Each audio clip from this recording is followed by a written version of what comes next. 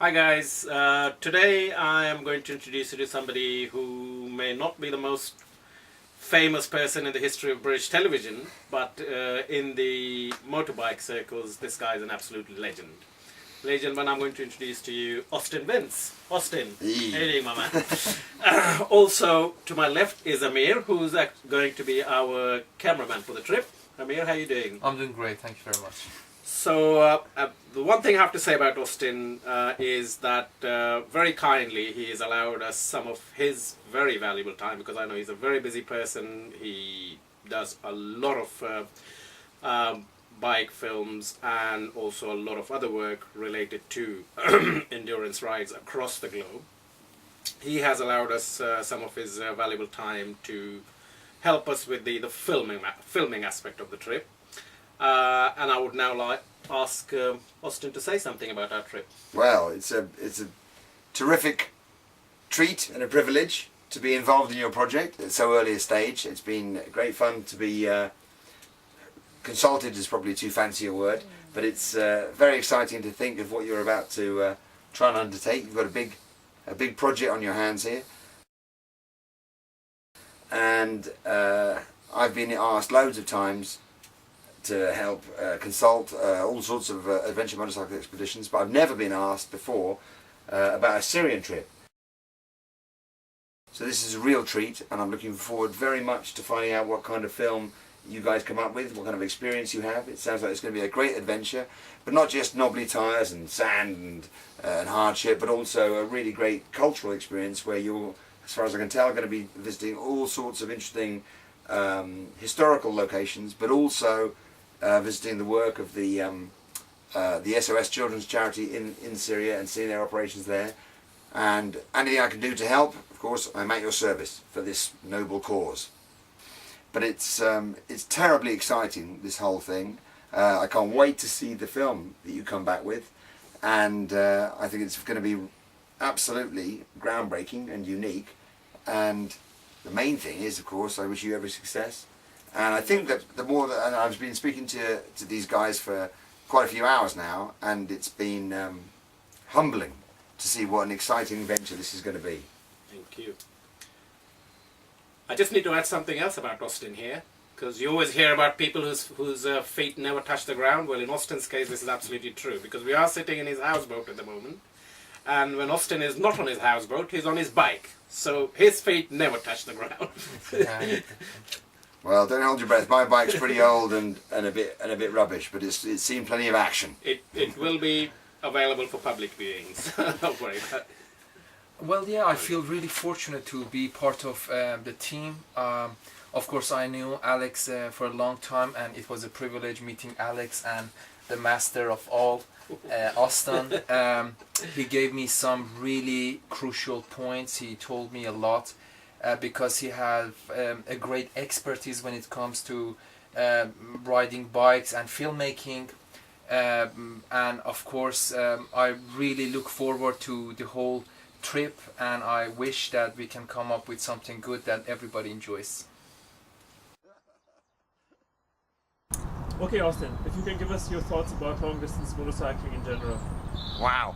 Well, although things are in a bit of a mess here at the moment, long distance or adventure motorcycling, as it's sometimes called, has changed my life completely, for the better, I might add. And I think one of the nice ways I've heard it summed up is, if you want to do something really amazing, that often in life takes a lot of effort. If you want to climb Everest without oxygen, or row across the Atlantic, or swim the Channel, or something, or run a marathon, all of these activities take a lot of effort, and I think only a special kind of person can do them, or maybe anyone can do them, but after a lot of effort. But what I love about adventure motorcycling is that a complete idiot can have the experience of a lifetime with just a week of preparation, none of which requires any effort at all or determination. You just grab a cheap, crappy bike for £1,000, get a couple of stamps for your visas online, and then bang, you're off, and your mind is blown, and it's a legal high. On your trip, you're going to be going through Bulgaria, Romania, and Turkey, obviously, on your way to Syria, and I envy you. It's fabulous. Turkey is, I think, one of the great undiscovered motorcycle destinations in the world. The size of the country is amazing, but the variety of incredible scenery, and almost all of it is beautiful. No fences and gates like in stupid Western Europe. You can camp anywhere. Everybody's super fabulous, and for a foreign country, the food is okay. It isn't like ridiculous, you know, brains and testicles and all that stuff. And so that's motorcycling in Eastern Europe is a particular treat, because the even today it's still so unspoiled. Some people might say the good time to get there was before the Berlin Wall came down, when it really was like a trip back in time. But it's I mean, Romania, once again, is a massive country. People don't realise what a great wilderness is. Lovely people, quite unused to dealing with Westerners on the whole. Superb hospitality, super cheap. Everything you need, from stunning mountains with beautiful twisty trails, pine trees, the fabulous Black Sea coast. Though I should warn you about Constanta, where I was mugged.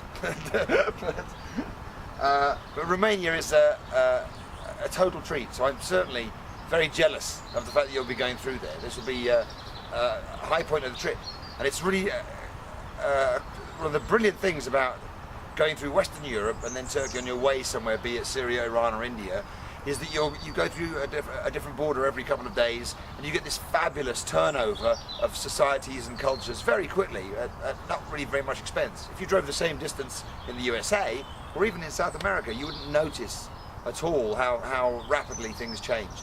So before you know it, Istanbul is 2,219 road miles from Uxbridge, and in that journey you'll see loads and loads of stuff.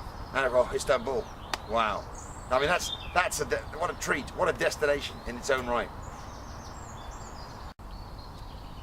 I can't believe it. I can't believe this has just worked. That never happens. It might look like I know what I'm doing. Of course I don't. But one of the great joys of adventure motorcycling, when you go away on a long expedition and you can't get the parts or the help that you might need, or you might be in a country where most people don't ride as modern a motorcycle as you're on, is the thrill of becoming more self-reliant. In this modern age, we've got television programs all the time telling us how to get out there and live off the land and go back to basics and downsize and all that kind of stuff, and people seem to be obsessed with survival and all these desert island shows and everything like that. So it is nice when you're on the road to be able to take care of yourself, and if you can't take care of yourself, it's slightly comical as you try and blunder your way around the bike, breaking things as you attempt to become self-reliant. It takes years, and you'll never, like a language or like being a good husband, your work is never done. But it's fun trying, and if you don't go on these long trips, you might never then, take the plunge. This is a 2006 Yamaha XT660R, Alexis's tool of choice for the big expedition to Syria. There's absolutely no question of this being one of the most respected distance adventure bikes, and it refreshingly hasn't got the word adventure in the title. But it's a 660 twin. The engine is a famous variant of what Yamaha have been doing for a long time, and it's refreshingly simple and straightforward. There's not too much computer wizardry on this to go wrong, and most pleasingly, it's good to see that it's been given some kind of Syrian sand paint job. Well, I think the crucial thing is that you just go. Whatever happens, don't listen to anybody, including me. Just make sure that you do your trip, and you'll have the trip of a lifetime. And then the other crucial thing is that when you've done that trip, start planning the next one.